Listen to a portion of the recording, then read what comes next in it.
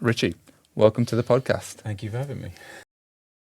The Resilient Man podcast tends to focus on those moments of struggle, and the whole purpose of it is to share that experience for other people who are listening, so they can then realise, you know what, oh, actually, Richie's been through that, and this is where he is, and this is what he's doing now, so I can get through that. So what I'd love to hear from you or know from you are like 2 or 3 areas or moments of like struggle, adversity that you've had to overcome, and then we could take it from there. Sure, yeah. I think for me personally, rather than it being an actual event or something that's triggered me or something I've dealt with, whether it be alcoholism or drugs or just something in my personal life that I've had to get over, it's always just been an internal battle. Something that started from, well, I notice it now, looking back, started from young and having to, any pressures to deal with, always really struggled. And I always trying to mask over everything as if I was fine or as if I was okay. And it just kind of, until I was in my 20s, I'd say even late 20s, to where I was able to really notice it and then actually be able to, rather than mask it, be able to start dealing with it and fixing it to a point where I don't have to mask it anymore. It's just who I am. Yeah. I'm able to deal with these things rather than acting like I'm dealing with them, if that makes sense. In certain areas, you can always, rather than actually being confident, you can portray a false confidence in life, in all areas, whether it be relationship, work, sports, anything. You portray like, I am okay, I'm strong and I'm good, but there's an actual difference between portraying it and it being fake and actually being real and actually believing that you're okay and dealing with the things head on rather than doing it in a false way. So that's more of the things that I think I've personally overcome rather than a specific instance, I'd say, in my past. Yeah, in regards to, there's nothing that I can think of that would come to light that I think, this is where I've had to really, really overcome it. It's just been a constant battle that I think as I've progressed through life, I've kind of been able to pinpoint and been like, no, and then start to fix it. It's a long process. It doesn't come overnight, or it takes constant work in the same way that training does and getting better at anything. It's an ongoing process, yeah. So going back to the start, you said you was younger. Do you have any examples of you dealing with that pressure? The ones that initially come to me are sport related, always. I mean, at school, anything where I was put almost in the limelight, let's say, whether it's in a sporting pitch where you're playing football or dealing with pressure of a penalty or test at school. Whenever pressure was there or mounting, I'd always really struggle and never feel confident, truly confident.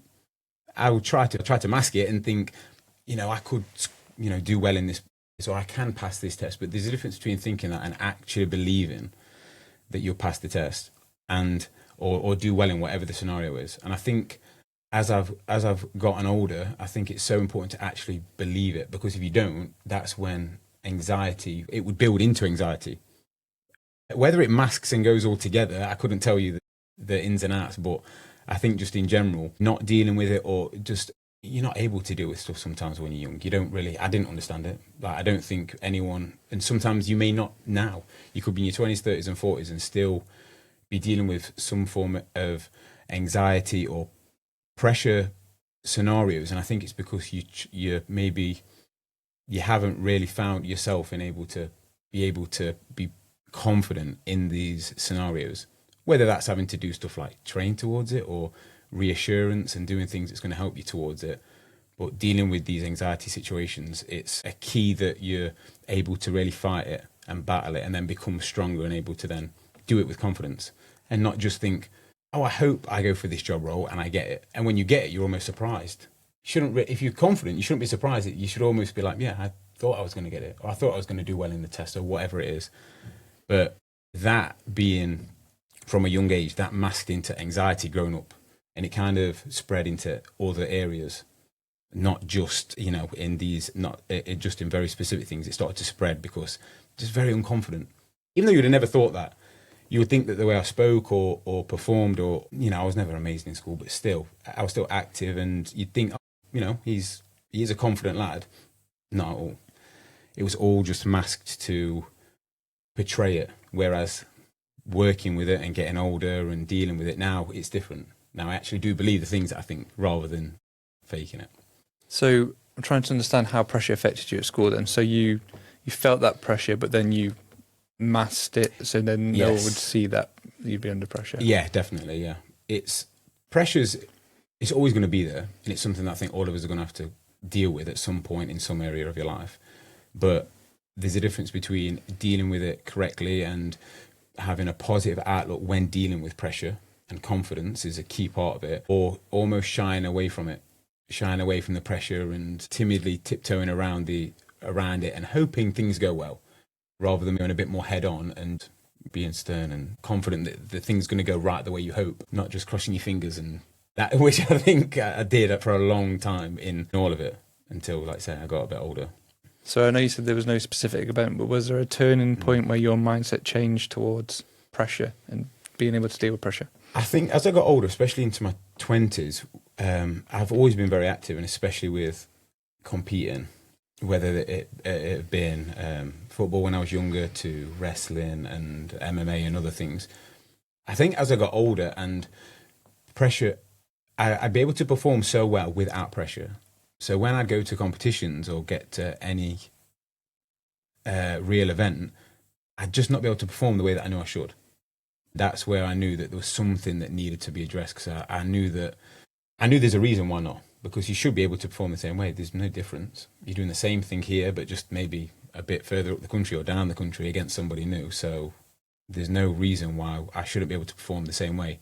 But the pressure would dictate my performance and emotions. And yeah, that's when probably mid-20s to 30, that's when I started to address it and do a little bit of research. And I think a lot of people need to realise that in any area, not just sport related, your mental side is so much stronger, and should be, than your physical side. But no one will train that. Everyone will just train the physical. And they think if they are down or they're going through something, they get told to go to the gym, which is good. It's a good thing to go. It gives you a pathway and it gives you goals to hit. It's good. But you need to also train your mind with that, not just your physical side, because your mind will carry you a lot further than your body will. So it's something that I think we should all, somehow look into a little bit more than just the physical side, because mental is so much stronger. And yet it's something we don't really think about it. It's not something that a lot of people delve into. You'll go into the rest of it quite a lot, and the physical and pushing yourself that way, and diet and everything, which is really good. But the mental side is, in my opinion, more important than the rest of it. If that's strong, the rest will follow. Whereas your body can be strong, and if your mind gives up on you, it doesn't matter how strong you are, it's not going to be there.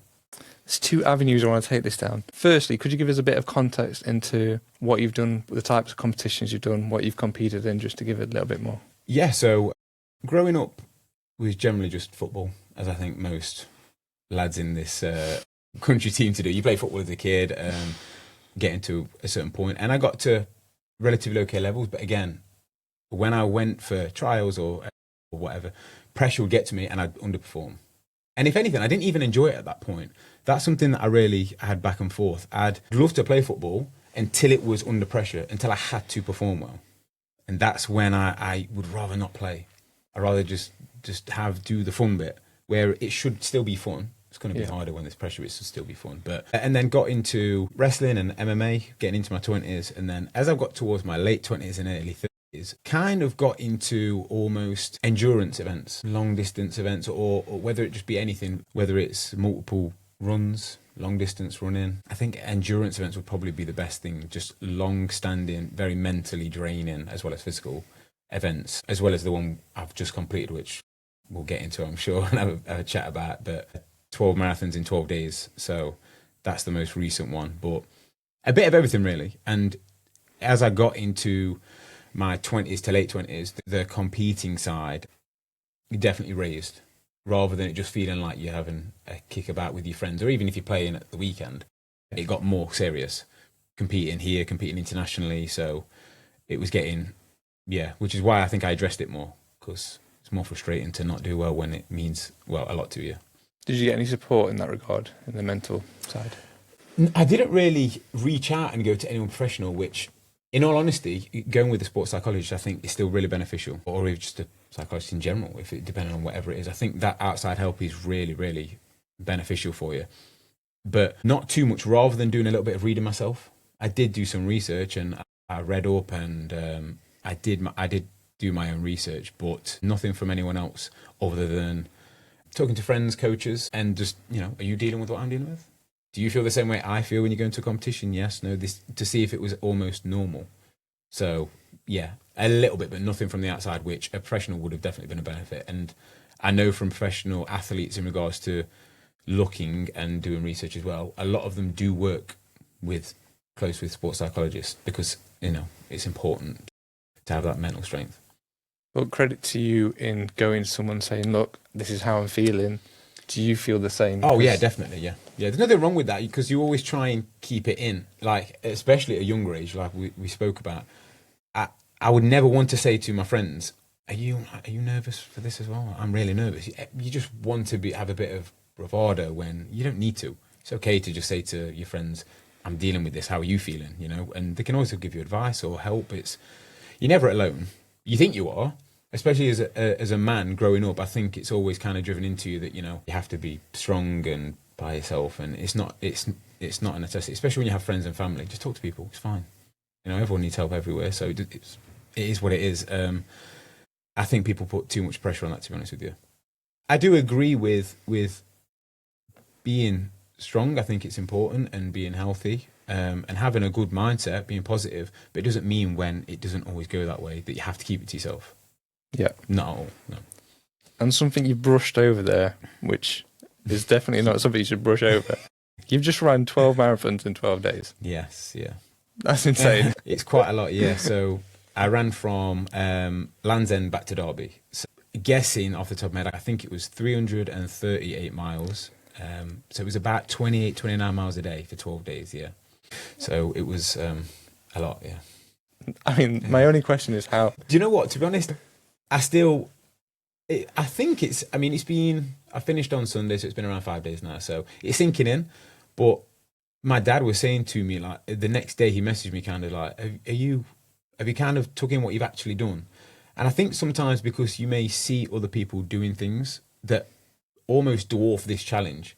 Like I follow ultra runners that will do things that make this look like nothing. So I think sometimes, it's not a good thing. I should be proud and take achievement in what I've done, but I guess it's always the what's next, or what can I do now, because I trained really hard for it. It took a lot of effort. It took a lot of mental strength throughout, but I just had a mindset the whole time where there was not a point where I didn't think I'd do it, regardless to the obstacles that came, whether it was the weather, feeling ill some days, even some nights I didn't sleep due to issues, and having to get up and be like, I've got to go run for 6 hours again.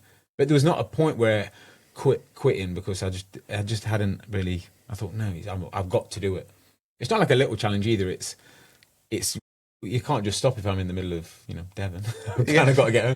There's all like the logistics behind that, and where you're sleeping. Did you just So that was, to be honest with you, that was one of the biggest obstacles, was the logistics. Yeah. So to get down there, I managed to stay with a friend for the first 2 nights down there while we ran, and then as we came back up the country, my dad was with me, supporting me the whole way.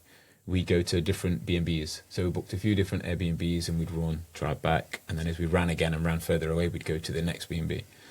So yeah, finding where you think you're going to run, which every day that could kind of vary depending on road closures, or maybe some roads weren't suitable for running, which you don't really know until you get down there. You think on the map it's okay, you might get to and it's not suitable for running. So we'd have to vary slightly, and then to think where we're going to stop, how far from the B&B, and the logistics is probably the biggest hurdle out of all of it. The training is just loads of running and dieting, and again making sure you're confident doing it, and then the rest is just run. You just have to run it. So I think you're a great person to ask questions about mindset too. I guess so, yeah. Maybe. So 12 marathons, 12 days. You mentioned earlier about training your mindset. Yeah. How does somebody go about doing that, or what's your experience? I think the best way to get a strong mindset, and first off, in the same way with training in your body physically, like running or strength or anything you're going for, it's never forever. It has to be worked on all the time. In the same way that if you stop training, you'll lose size or you'll get slower. It's something you work on all the time. It's not something you do and then you just have mental strength. It doesn't work like that. It's something that you have to keep at and keep. It's reinforced reinforcing the thoughts and reinforcing, and the reinforcing the thoughts comes from the training. Every time you set your training program or you tell yourself you're going to go do this today, if you don't do it, that bit of weakness is what's going to then hinder you when you're doing your challenge or your whatever it is you're doing. That's where it could be a test. That's where you're going to have a little bit of doubt start creeping in, and the doubt's a problem. That's where when you reinforce yourself and you do what you tell yourself you're going to do every week, every day, when you do the event, the test, whatever it is you're going through, that doubt can creep in, but you've got the reassurance to tell yourself, I've done what I need to do. I ticked every box before and I know that I'm ready. When you miss a few and you maybe eat something you shouldn't, or you stayed up one night you didn't, they're the areas where they can seep into the cracks of your strong mind and start giving you, maybe if I had have done that, I would be able to finish, but maybe now I can't. Was when you do it and you reinforce yourself every day, and you continue to do so over and over again for weeks and months, it builds in the same way that you physically get strong, you mentally get strong to a point where it can try and creep in, which it does. I could tell you numerous times throughout this run, my brain was telling me to say your back hurts, or 5's good, 5 days is really good. You can stop now, go home. Like no one, that's a great achievement. But as those do, which it's going to do, that's how your brain works. That's where you're strong enough and you're mentally been there to say, like, I know I'm good. I know I can achieve this. I've done what I'm supposed to do. I'm ready. Rather than, yeah, I did miss this or I did miss that. Maybe, 6 is good. I'm happy with 6. Let's say my ankle's hurting. I could write a book on what my brain has said to do to, break sticks or break your headphones, say your phone broke, say your watch died. And every time you say, shut up, and you just keep going. Because they're the battles that you're dealing with all the time. And your brain will always give you excuses. Always. It always chooses the easy way out. It's natural for us in every way to want to, I know, getting up and eating healthy and doing the things that I'm supposed to do to make me stronger and better, that will make me happier and it will make me better in the future. But even though my brain knows that, I've done it hundreds of thousands of times, it will always say, just have today off. Have a bit of chocolate at night, watch a movie, stay up. It's just how it is. But this is the battle, and it's whether you let that dictate what you do or not. So what I'm understanding is mindset is more about having that like longer term vision rather than the short term dopamine, have the chocolate. Yeah, definitely. 100%. It's something that's, over time, and the more you do it, and that's why in the same way with physical, if you have a week off or if you're weak a couple of times through whatever reason, it's then harder to get back on.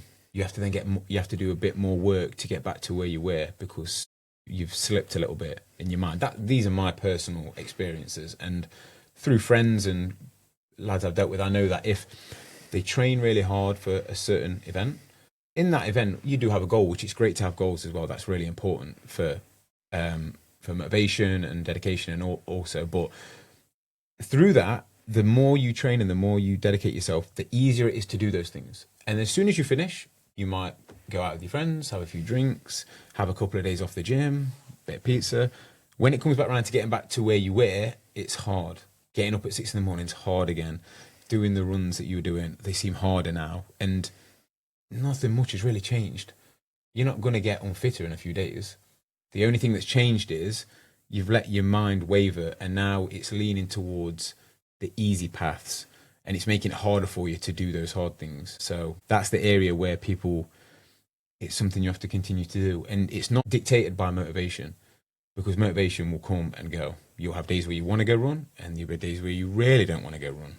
There's days where day 8, it's chucking it down with rain, I've got to go run 29 miles. I didn't want to run at all, but it's not about that, because it's just dedication. It's just, in your mind before, it's what you have to do, it's what's needed, and it's what's going to help you progress in life in all areas, not just in this area. Having a strong mind will help you deal with anything else. That's something my coach always told me, that the things we do here are good in the gym, but they're to help you outside also. If you can get through the sessions that you do and push yourself and dedicate yourself within the gym to turn up every day and to become better and try and better yourself, that's going to go into everything else you're doing, whether it's work, relationship, friendships.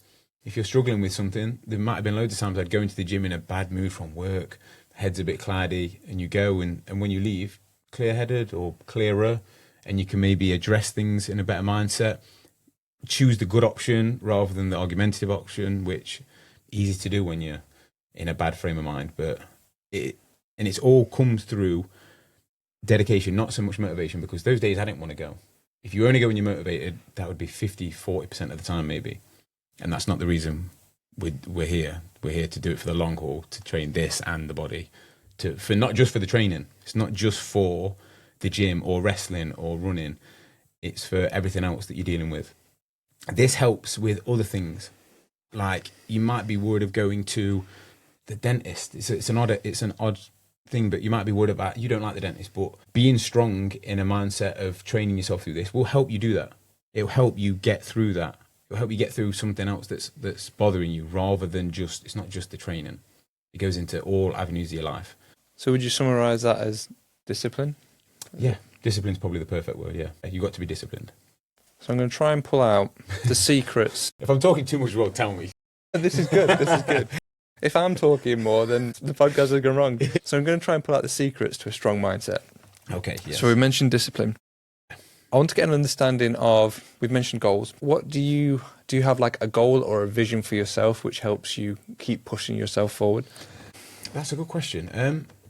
I always set goals. Whether it be small goals or big goals in the future. I have things that I'm always wanting to work towards, just to ensure that I'm always trying to improve, because I always want to try and get better. Like, definitely, I always want to try and be a better person. And it's not in any egotistical way. It's just, for me personally, I'd like to become better, because then I'm able, because I coach now as well, so I'm able, the better I get and the more confident I am and the more knowledge I get from the stuff I do, I'm able to also now help everyone else and pass that on to everyone. So for me, the stronger and the better I become, I'm also going to help everyone within the gym, and hopefully everyone around me. Hopefully that I'm good to be able to help, other people in my life, friends, family, girlfriends, whatever it is. So goals are really important. And looking at how, so what do we have? We had goals and just like your vision of where you want to be. I guess it's not a particular vision. I don't see myself in 20 years being a set person. I just see myself forever trying to almost just progress, just constantly be progressive in the goals that I do set or the challenges that I take on. I don't ever want to become just stagnant. I want to always be moving forward or trying to move forward. I think that's really important, to continue to push yourself and continue to always reach for the next thing. It can sometimes be a bit daunting to think when you do something, it's like, because you don't realize, and that's why a lot of this stuff you should do for yourself. Because if you do it for validation, when I did these runs, the Sunday comes and I make it to the park and there's people to celebrate with me and well done, and it's great. But the next day, everyone has their own life. Everyone goes back to work or their family, and that's it. You get one day of congratulation. The same if you was a boxer and win a belt, people want to party with you that night and well done. But the next day, that's it. It's just you with that belt, or just you with the feelings that you've had. So make sure it's for you. Make sure these goals you set and the things you do, it's internal. It's an internal motivation. Yeah, some of it can be, maybe you want to look nice for a girl, or, you want to look, but make sure a lot of it is self-driven, because it's going to be easier for you to get up in the morning when it's self-driven. It's going to be easier for you to get out of bed in the morning on those early mornings when it's for you, rather than somebody else, because they're not going to be there to tell you to get out of bed. They might not care. You might think they might care, but if you do, it's always going to be with you. So make sure that it's coming from yourself. And I don't know what I'll look like in 20 years. I just want to be the person that I'm supposed to be, and not be here explaining to someone why I'm not that person. I'd rather just be it, rather than having to say to you why I didn't do this and why I didn't do that, or I could have, should have. I'd rather just do it, and then it can talk for itself and explain itself. So now I'm trying to understand. So we've mentioned about discipline, having a goals or something to work towards that will benefit ourselves. I guess there's an aspect of that, of what you just mentioned there, is doing it for yourself, because once you've reached that goal, you've had that dopamine hit. It's about what next? Yeah, always. Yeah, always. It's also another thing to mention is don't forget the whole, it's a typical thing of the journey. Don't forget that towards your goal. Don't fixate on that last bit. Make sure you're present throughout all of it, because you can get there and forget the 6 months of training or hard work you've put in for whatever it is, whether it be your new job or all that stuff. It's important, because through that, if you don't get your goal, which can happen, it's the goal is not to win, is not always what you take away from it. Through that process, all the way to the end, even if you don't achieve what you really wanted, you've still grown. You've still got so much better and more dedicated and stronger. So sometimes don't fixate too much on that goal. It's great, that's the goal, that's what we're aiming towards. But if you fall short slightly, don't take it as a knockback and fall off completely, because you still, the whole way there, be present throughout it and enjoy it, because as much as, we're doing it to win, it's not always in life, is it? We're not always going to be number one. And if you're not, then you go again and you just go again. Don't fall off or take it too much, and look back and think how far you have come. Not just that I didn't make this, because, there's more to it than the end goal. A lot more to it. So much there to what you're saying. I think there's one aspect, which is when you're doing it day to day, you can feel like you're not making any progress at all. And it's only when you look back at where you were a year ago, but you have to take time for yourself to actually do that. Yeah, you do. Yeah, of course you do.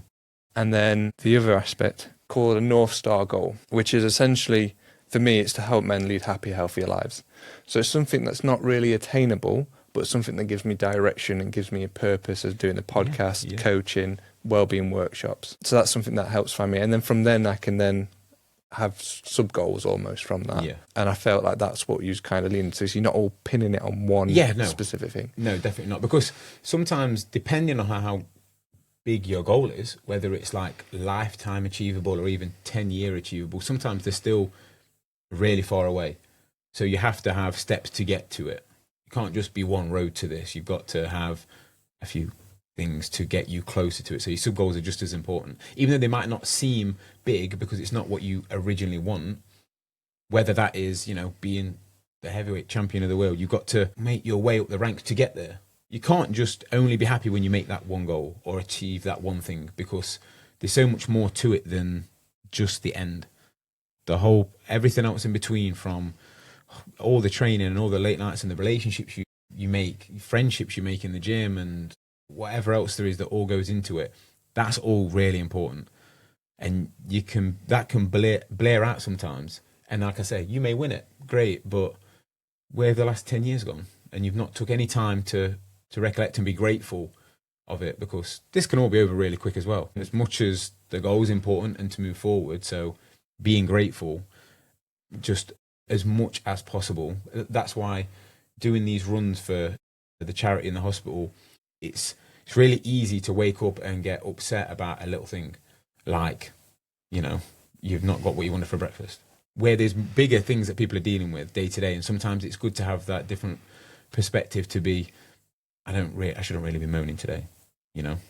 It's good to have that sometimes. You can't always lean on that. That's not, life probably wouldn't be great if you did that. But every now and again, it's really good to think, it's not all bad, is it?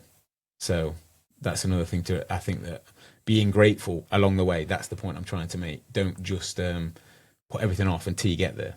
That's really cool. So we've got discipline, we've got being grateful, having some goals. Just on that note of being grateful and having gratitude, there's a phrase which, where you say, I've got to go to the shops, turning that into, I get to go to the shops. Mm-hmm. What are the chances there's a building that houses all the food that I want to eat for the week, and I can just go in and then walk away with all the food that I want for that week? So there's that aspect. And the other bit of gratitude that I get, so I've lived on a main road like for most of my life, and I've lived in this house for 6 years.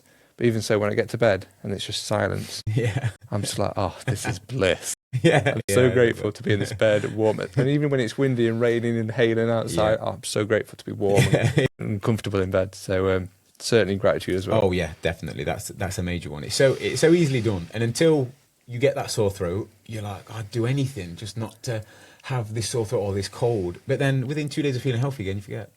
Yeah. It's hard to be grateful for everything. Each time you would constantly be, I get it, but sometimes just to be aware, I think, it makes everything a bit easier, and it makes your day better. It does. Health is your wealth. Yeah, it is. Yeah, and until it's gone, you won't realise that. When I was able to go in and see, just going into hospitals anyway, I know they're a good place. They're there to help people. That you get healthy. That it's great. It's just for me personally as well.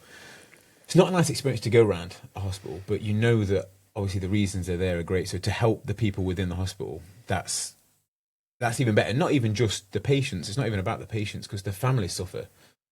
They're worrying all the time. Is the parents or siblings, are they okay in there? And then everyone that's working there also. So I think that's why it meant quite a lot. The reason it was for the end of life care as well was I had a close friend whose mum passed away, and she used the end of life care. So yeah, that it was nice to do it for that as well. Oh, that's nice. And the next question was going to be, how did it all come about? Yeah. Okay, so it came about. There's multiple arrays of how this kind of fell together. I'm always looking for a challenge to really see. I'm always trying to almost find my breaking point. That's the mental battle rather than the physical. Where am I going to just say, oh, I quit? But someone's looking for a challenge. I love to do stuff for charities and raise money and awareness for something because, again, I like to try and be grateful as much as possible and realise that although people are in hospital at the moment, I'm not. So why I'm healthy, if I'm able to do something to help, that's even better, as well as obviously attached to a personal challenge. The reason that for the runs was I just came across I think it was an Instagram post of a gentleman called Terry Fox from Canada. In, I think it was the 1980s, he got diagnosed with cancer and he had to have a leg removed. And he ran across Canada. He ran 143 marathons in 143 days, and then he passed away, unfortunately, of cancer. So he'd already had his leg removed? Yeah, so he ran with one leg, a prosthetic leg. He ran 143 days, and the cancer then spread to his lungs, and he had to stop running, and he died. He was 22, I think, or 21. Yeah, really young. I couldn't believe that someone, one, could do 143 marathons in 143 days, but also do it. Yeah. Unbelievable story. And I remember just thinking, like, oh, what a good cause. Like, how can someone do that mentally and physically, especially with what he had going on and being ill as well at the same time?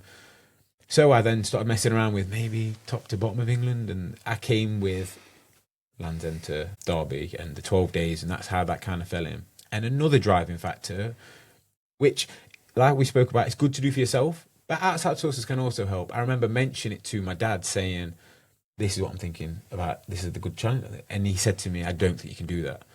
That's one of the biggest driving ones. No disrespect to my dad, because he was the one who supported me throughout the whole thing, and he's my number one fan out of everyone.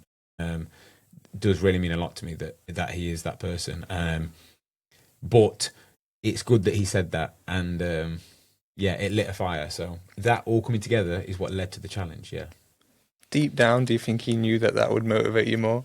I wonder that, because I know he knows me quite well. Yeah. Maybe 50-50. Maybe he knew that is quite an insane challenge. Maybe you actually won't be able to do that, Rich. But then also a fact of, I know he's very driven and stuff like that. Yeah, gets to me. So yeah, maybe 50-50. Maybe he'll tell me one day.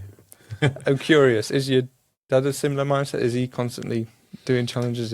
You see him as an inspiration? Yeah, he's definitely an inspiration. Yeah, he's a very, to be honest with you, I wish in some aspects I was very much more like him.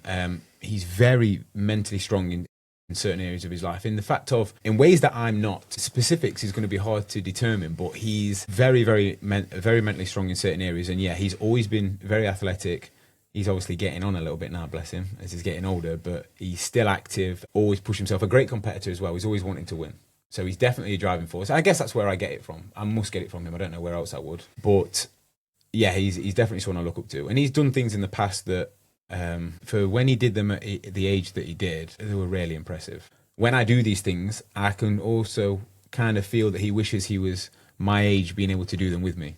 Because he said to me, I wish I could run a bit with you, mate, or do this. And him being there is enough anyway. But he was a better athlete than I was at my age, 100%. He's better. He's just, he focused on family and being a husband and the rest of it, and I can't fault him in any of it. Yeah. So going back to the mindset, strong mindset secrets. Yeah. Would you say having someone like your dad as an inspirational person would help support a strong mindset? Yes, definitely, yeah. If you can find it somewhere else, whether it be family, friends, anyone, someone you look up to. That sort of thing's really good about social media in a sense of there's loads of people like David Goggins and these people who people are able to look up to, and I sometimes forget that. I don't know if it's happened now. We'll may never know, but maybe someone has seen what I've done, and it's nothing in comparison to some of the stuff that David's done or these people. But maybe someone said, maybe I'll go on a run, or I'll eat a bit healthy because of that. And that's a good thing, and that's what being able to watch David Goggins and these other people does. It gives all these lads who are never going to meet him, they can watch a video and get a bit of motivation, or a bit and like I say, relate similar to this maybe in the same way. So yeah, having someone to look up to, talk to. If you can talk to them and they're around you, even better. But even if it's on socials, you can take stuff from anybody as long as it's the right stuff. I've kind of lived that. So one of my CrossFit coaches ran 100 miles in like 24 hours. Yeah. Absolutely insane. That's good. Through like lockdown or something. So I was like, right, if they can run 100 miles, yeah, I'm going to go out for a run.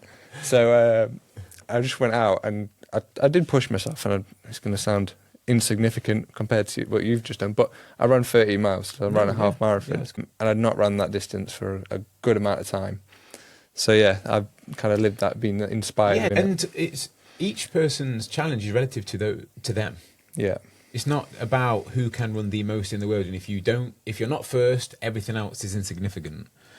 It's not how it works. Some people met me at the 5K at the end. We did a community 5K where people got together and we ran to the finish line. I like that. Now, for some of those people, that 5K was hard, but that's your hard, and that's different to mine, because a lot of them were saying at the end, I've spoke to them since, and they were saying, oh, I wanted to complain, but I couldn't. How could I complain with the 5K when you've just ran 300 miles?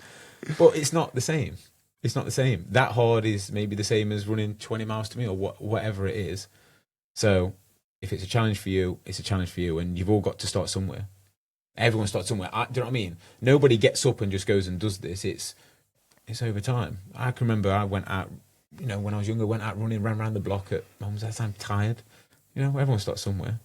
It's fine. You don't have to think because you're not doing 100 miles that you're not achieving anything. That's not. No, the achievement's in yourself, not the total miles. I love that.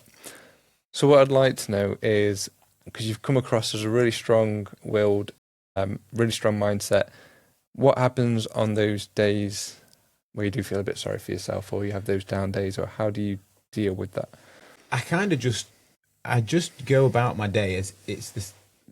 I just have to kind of continue on regardless. If it's a day where I've got to coach and work and run and see the family, and I'm not feeling it today, I'm maybe tired or not 100%, depending on how bad. If I'm ill, it's a bit different, but just a bit off it mentally, maybe a little bit depressed or whatever, because everyone has ups and downs, regardless to how strong you are, you're still going to deal with it. I just go about it as if it's the same. Changing it and not doing the things you're supposed to, that's how you're going to fall off. Because it's not about feeling good and motivated all the time. In the same way you have highs, the same way you have lows, but doing these things that we speak about and pushing yourself and being dedicated and disciplined to something, that will raise you back up to your level. And you'll go high when things go good, and then you'll go down. But at the end of the day, you'll always continue in the middle range of good, rather than being amazing, which you are. Some days you wake up and I could run more miles today, and then I don't think I can run these miles today, but it's the same. So you just address it the same way, whether you're in the mood to it or not in the mood.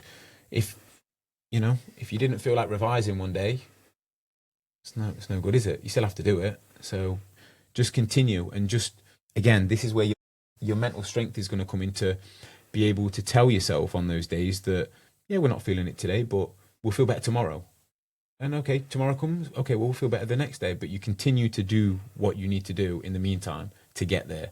Because if you don't, you regret that more. And then you might not get out of this slump. You might stay here a little bit until, someone comes along and motivates you and says, why don't we get to the gym? And you do that, and you do what you need to do, and you eat healthy. And then all of a sudden you're out of it. Now, if you'd have just continued on the path that you were doing, you'd be out of it already. So that's where the mental strength comes in, to just do it. I mean, it's Nike's slogan. It's very overlooked, but it is very good in the sense of that's all it's about, just doing what you're supposed to do, whether you feel like it or not. That's it. So is that what you tell yourself then, in that movement? Yeah. Just do it. Yeah, just Yeah, there's not really a question about it unless there's something really drastic that's happened, which, these things happen in life, which fair enough in those scenarios, passing of a family member or something, okay. But if it's just a day you wake up, it's a normal day, you just don't feel like it today, that's okay. It's all right not to feel like it. There's days when you're not going to feel like it. You just need to be aware of that and not think that today, because I don't feel like it, I'm just going to not do it. Because that's going to happen a lot. But we're not doing it because we feel like it. We're doing it to, become better overall. Not this little window right now where we don't feel like it. Over this window, that's where it adds up. So these little ones that we get where we don't feel like it, don't worry about them. Just keep going. Because at the end, it'll be worth it. These key things that I'm trying to pull away then. So I guess I like establishing a baseline and what your, almost like your daily baseline, daily routine is. Yeah, a daily routine. So I coach. So I'm usually coaching in the mornings and the evenings. I have another part-time job that I still do, and so I'm still active with that. But the coaching, I coach in the mornings and the evenings, and around that I'll fit in my training. So from getting up from anywhere between 7 and 8 to getting to the gym, training to midday, coaching till midday, training a bit, coaching in the evening, and most likely training again. That's typically how a day looks. It's nothing special. There's nothing hidden in there. It's just doing the same thing. It's taking on information that I'm learning in my training, I'm progressing, and then I'm just distributing it to the people that I'm coaching. And in that way, everybody gets better. I'm progressing from who I'm learning off. They're progressing from me. And in the meantime, I'm getting better. They're getting better. And on the days where, especially in the gym environment, I may be not feeling it, but somebody else is, then I'm gonna take some of that energy. And there's days where I turn up and I'm in a good mood, and maybe my friend Dante the other evening, I'm sure he won't mind me saying this, he was a bit off it, and I messaged him after, you okay? Well, what's going on? He get work, stressing, this and that. But when he's there and you can tell, you just try and, someone's always going to be in a good mood, and you try and take some of that energy or give it to somebody. So that's basically how the day looks, and it's just another and another and another, and they add up. They add up faster than you think, and then before you know it, things are good. And if they're not, they'll get better. You just got to keep at it. You can't fall off, because as soon as you do, that's when, and you notice it, and you can see it around. You see it in people in the gym. People do so well, and then maybe something trips them up, which is okay. That's going to happen in life. But then you don't see them for 3 weeks. Rather than them come in and, we go, come on, let's just, let's get to work. Let's just train, or let's do something to feel better, or even let's get a coffee. If you see someone's off it a little bit, they're going through something, it's a social environment. We're all friends. You can all help each other out, Maybe you don't want them be alone on the weekend. You want to get pizza? Do you want to get a drink? Like, there's always something else to do rather than shouting yourself off and just staying in your house by yourself. I've been at Fourth Dimension since I was 18. I'm 31 now, and I've made so many friends from there. I've done so many good friends. We've been able to bond over so many years. Or you're only going to get that if you continue to show up as well. If I'd have just stopped one day and just never gone back, I'd never see anyone. But just because I don't feel like it someday doesn't mean that I don't turn up. So do you always try and show up in the same way? I try and always, I'm always going to try and be positive, because I'm always going to try and I think to myself 10 out of 10. I always think that. I try and be that person, even though you're not. And like I say, sometimes I'm not. It's okay. But I try and be, I want to be the best person I can be today, regardless to how I'm feeling or what's gone off. I'm always going to try and be 10 out of 10. But on the days that I'm not, I might go in and, before you know it, I'm training or talking to the lads or going for a coffee or seeing my family and doing the things that I'm supposed to do. And sometimes you don't realise it and you're back to normal. Sometimes it takes a bit longer. Sometimes it can take a few days, depending on what's happened. But continue to move forward. Always. Just don't stop. There's no reason. There's nothing for you here. Could be better over there, so you might as well just keep going. I like that idea of telling yourself you're 10 out of 10, even if you're not, just to get into the gym. Yeah, definitely. Because in the gym, I feel like I have two personalities. So there'll be one day where I'm chatting and talking, and the next when I'm walking, you're like, don't talk to me. Yeah, we all have that. Yeah, definitely. I get that too. So having that goal, which I love, and then what I'm trying to get at is maybe having those non-negotiables that you seem to have when it comes to training, coaching. So for someone who's has that goal, has that North Star vision of where they want to be, what they want to do, and then understanding what that looks like daily. I think that's what would. Yeah, definitely. Your main goal is always the focus, regardless to whether it's the biggest thing in your life or what you're really aiming towards, what you think's your goal is. Because the goals can change as well, which is what's quite weird. You can have what you think you want this, and as you grow and change and life comes, that might not be what you want anymore. But that's okay. You've still grown along the way, and maybe you may vary or deviate, but as long as you're still aiming for something, that's the main thing. But you've got to know what your sub goals are as well. You've got to be aware that to get here, I need to get these little ones first. And no matter what you're working towards, as long as you're working towards it, and that's it. And as long as you don't stop, you've got a chance of getting there. As soon as you stop, you'll never make it. But if you never stop, you never know. You might do. So I don't know why you wouldn't just keep going. Winners never quit. Exactly. You know what I mean? If I was to stop on these runs, yeah, but even if I was in agony or something went really wrong and I could barely walk and I was shuffling, if I was shuffling, I would still finish eventually. It might have took me 25 days, but I would have eventually finished. The moment you quit and the moment you stop, then it's never, is it? Or even if it's slow progression, it's still progression. Even on the days when you don't want to go to the gym and you might half-arse your workout and I'll do 5 reps instead of 10, or I'll run a mile instead of 2. Yeah, it's a bad day, and that's fine, but you made some progression that day. You still turned up. That's the main thing. You still did a bit rather than nothing. It's still a little bit of progression. So, don't beat yourself up if sometimes it's not always, fully there. Yeah. It's not going to be. It's not going to be.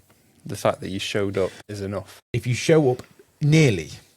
Showing up is showing up, but if you're going to show up, at least put a bit of effort in, nothing completely. That's the only other thing. Some people will say that. Some people will say showing up's enough, and it's not always. I'm not expecting if you turn up to the gym it to be 100%, but 20 on a bad day. Do you know what I mean? A little bit, not nothing. Chuck it away. Don't do that. Put a bit of effort in. But I don't expect it to be great if you're having a bad day. So somebody's sat at home listening to this, and they've maybe they had goals and they've stopped, or they're having just a bad day, or maybe a little bit depressed. As we said, we always have those up and down days. What would be your advice to them? It will be to ask yourself if you really want that. First off, if it's a goal that you've given up on, really figure out if it's something that you want to go for. Is it really what you want? If it's something you really want, then you've got to just keep going. You're not going to get to it if you don't. So first off, figure out if it's that. For somebody else who's lacking motivation, they still know what they want, but they're lacking motivation, then unfortunately, you've just got to keep going. There's no other really way of saying it. I can't give you motivation. I can't send it through this podcast. I might be able to send you a David Goggins reel. If that's going to help you, if that helps you get motivation, cool. But other than that, you've just got to realize you're only going to get to it by doing it. You're not going to get there by sitting doing nothing. So, don't waste days because you don't know how many more you're going to get either. Don't let this day go on, because once it's gone, you're never going to get it back either. So get up and get after whatever it is. And if it's something you're unsure of, take your time to figure out what your goal is. And when you've realized what it is that you want in anything in life, then head towards it. Don't just sit around waiting, because you'll look back and you'll think it's the same thing of wanting to start something and then you don't, and a year goes by, I wish I'd started it last year. The best time to do it is this second. If you're going to start a diet, do it right now. Don't wait till the morning. Do it now. If you want to get better at running, put some shoes on and just go for a run. Start now. Don't wait. There's no point. Waiting is pointless. It's just you're just prolonging the same thing that's going to happen, and you'll be better immediately. So unfortunately, to anyone that's a little bit lack of motivation at the moment, just get to the gym or go and revise or do whatever it is that you have to do to get closer to your goal. I don't care that you don't feel like it. It's not the fact that you don't feel like it. You're not always going to feel like it. So just taking a step forward. I like that. And that building that relationship up with yourself, because I feel like there's two trajectories, which are, well, you don't do it or you do it. But if you don't do it, all you're doing then is beating yourself up, saying, oh, I've done it again. I said I was going to do it. Yeah. I haven't done it. And you feel worse and worse and worse. Yeah, that's it. It's only going to go further down that path. That's the only way it's going to lead. Whereas, yeah, you might not feel like it, but you force yourself to go and do it. That's only going to lead to better. That's not going to lead to anything worse. You've got two choices there: one that's going to be good and one that's definitely going to be bad. And the choice is yours. It's up to you whichever one you want to choose. So I can't drag you to do it. It's up to you. So goals, like a North Star goal, discipline, consistency, gratitude, I guess like a daily practice of training our mind. Always, yeah. That is training your mind. Yeah. Training your mind that is exactly what it is. It's the days when you don't want to do it, that's training. The days when you do feel like going to the gym or or whatever it is, when you feel like doing it, that's not training. That's not going against your mental resilience. It's the days when you don't want to that you're really going to get something out of it. Because the more you do that, it's going to instill a positive mindset that you know that last time, well, I went and it was good. And you do it again and again. And eventually it doesn't become a thing where you even really think about it. You just go because you know it. But the more times you don't and you skip it, then it's easier to skip it, and it's easier to skip it. It's training like a strong path and a weak path. And that's what I mean about it's reassuring yourself. You can only do that by doing it and doing it. So yeah, training your mental resilience is doing the things you hate but do them like you love them is a quote that some people use. Yeah. Whether you feel like it or not, it has to be done. I guess it kind of boils down to accountability yourself. Yeah, that's what it is. And that's why I said it needs to come from you. It needs to come from you, because on those days when you really, really, really don't want to, the only person that's going to make you is you. You can get a text or you might look at a reel. That's not going to get you there. The only person that's going to get you up off your feet and get you to go and do whatever it is you need to do is yourself. Yeah. That's the only person that's going to do it. Nobody else. And it's weird because you're talking about two people here in the same body. That's what's weird. That's who you're always fighting against. It's not just me, because I would do it. There's someone else saying not to do it or wanting me not to do it. That's the person you're battling all the time. And the more you do it, the more you'll quiet them. They'll always be there. Yeah. Always. But it'll be easier. The more you're strict with yourself, the easier it is to just brush them away. So shut up. I'm going to do whatever I need to do. I kind of saw that earlier with you, and it's like it's not even a question whether I'm doing it or not. I'm just doing it. Yeah, it does become easier. It really does. The more you do it, it becomes easier. But in the same way that I would look at David and think, oh my God, like he's just been gifted with this mental. He's always been like this. Like in the same way that he wasn't, I wasn't. I was really unconfident and would skip things, and it's just from time of doing it and repetition of years and years and years of doing it to the point of kind of becomes who you are, and the doubt goes. Doubt, the thing that's going to cause chaos all the time. And yeah, you don't have to doubt yourself if you always turn up. My most recent example of this is I'm in a public speaking group. So twice a month we go and do some public speaking, and we have to sign up for certain roles that evening that involve us standing up in front of like maybe 30 people. And every time I'm like, I know I should, but I'm getting myself into that mindset of just clicking on a role. I usually wait for whatever's left and what nobody wants to do, and I'm like, right, I'll do that, because that puts me in the arena. But also, in the last time I was there, I gave a speech about, I thought it was amusing. It was me having a conversation with myself on the sofa prior to going. Okay. Do you really want to go? Like, really? Yeah, like, you're at home, you're warm, comfortable. Because like, I was, in my speech, I said I have like 20 minutes, half an hour, back from work, quick shower, get changed, make my tea, have my tea in that 20 to 30 minutes, watching TV, and then I've got to go. Yeah. And every time that voice comes in my head, like, do you really want to go? Yeah, You're tired. Always gonna be there. Always. And it always says the right thing at the right time. It does, doesn't it? I think at the right time, yeah, it always remind you that, oh yeah, you could do this, or it's warm, it's cold out, you're going to be nervous. Yeah. It's always going to be there, and it's just something that you have to get used to.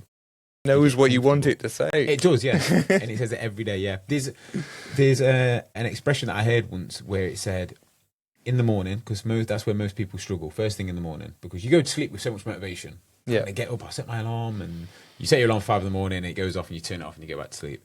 It's your second thought and your first action that you act on. So when you wake up, your first thought, throw it away, because that's going to tell you, go back to bed. Like, get rid of that. What's your second thought? I need to go on a run, or I need to get up to go to work, or whatever it is.